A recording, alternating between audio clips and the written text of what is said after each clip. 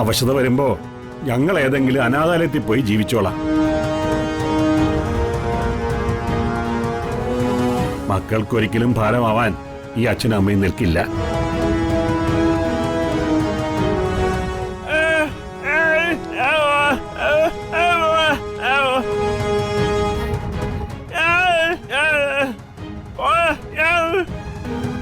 പൊതിരെ തല്ലുകൊണ്ടിട്ടും മതിയായില്ലടാ നിനക്ക്.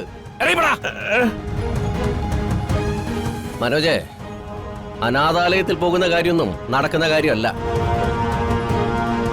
അച്ഛന്റെ അമ്മയുടെയും കാര്യത്തിൽ തുല്യ ചെലവ് വഹിക്കുന്ന ഒരു തീരുമാനം തന്നെ എടുത്തിരിക്കണം.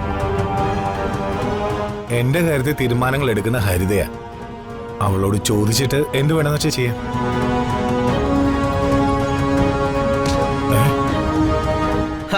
അങ്ങനെയങ്ങ് മുങ്ങാൻ വരട്ടെ.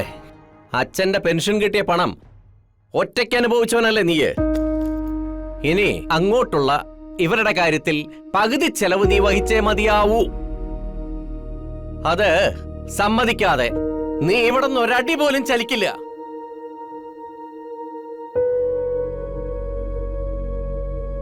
രണ്ടുപേരും കൂടി നോക്കാൻ എനിക്ക് പറ്റില്ല എന്ന്.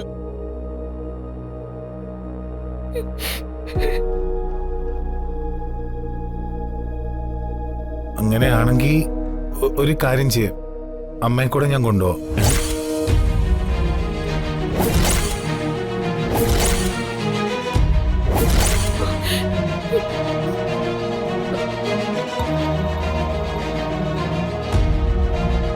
മതി, അത് മതി.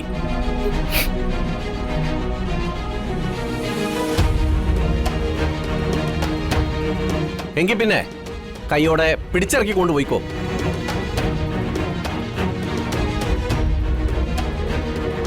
പ്രകാശേട്ടാ വേണ്ട.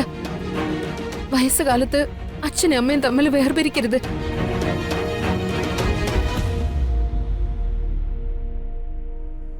നിങ്ങൾ കാണിച്ചു കൂട്ടുന്ന പാപമൊന്നും ഒരു ദൈവം പൊറുക്കില്ല. മഹാപാപമാണ് പ്രകാശേട്ടാ, മഹാപാപം. ശബ്ദിച്ചു പോകരുത്. മുന്നോട്ടുള്ള ഇവരുടെ ജീവിതത്തിന്റെ പ്രധാനമായ തീരുമാനം എടുക്കേണ്ടത് ഇപ്പോഴാ. കാൽക്കാശിന് ഗതിയില്ലാത്ത നീയെ ശബ്ദിച്ചു പോകരുതെന്ന്. ഇല്ല, മാധുവേട്ടനെ വിട്ട് ഞാൻ എങ്ങും പോവില്ല, കൊന്നാലും പോവില്ല.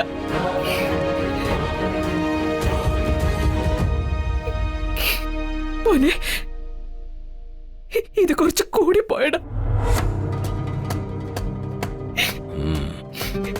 ഇതിനേക്കാൾ ഭേദം കുറച്ച് വിഷം വാങ്ങി തന്നോളൂ ഞങ്ങൾക്ക്.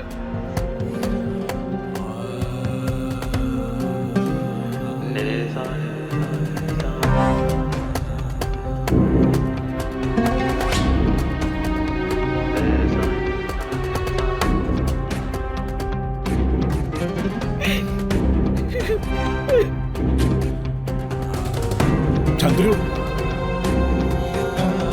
ചന്ദ്രു,